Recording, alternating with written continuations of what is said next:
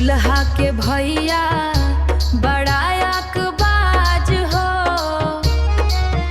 सोचात होई है न हम ही महाराज हो। अरे आईना में मुखड़ा निहार के सोचात होई है न हम ही महाराज हो। तोहरा के देखनी बाजार में घूमत घूमत, सब्जी के ठेला पे टमाटर चुनत, घरवा में खाली बड़ाए बर्तना, सब्जी के ठेला पे टमाटर चुनत।